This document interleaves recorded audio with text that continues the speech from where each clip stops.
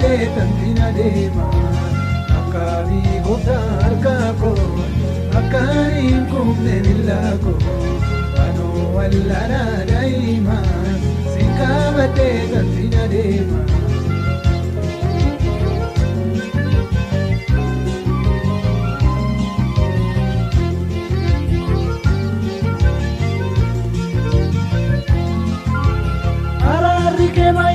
Kamsi kesuta, supa mari baba undu majalata Yesus ko, Ano wallale kanke kumari dite majalata otu sijipani Yesus ko, akari gota arkako, akari kumne dilako, ano wallana daima. Qabatee tantiin adeema akka biqiltuu harkaa koo akka hin qubne miila koo anoo wallanaa daa'ima si qabatee tantiin adeema.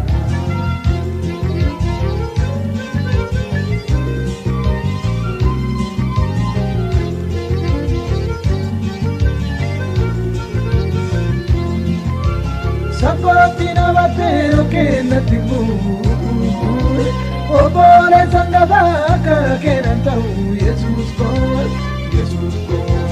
maalii jaalalli kee rabbee koona waadaa takka mana argamu kan namarraa adda Yesus ko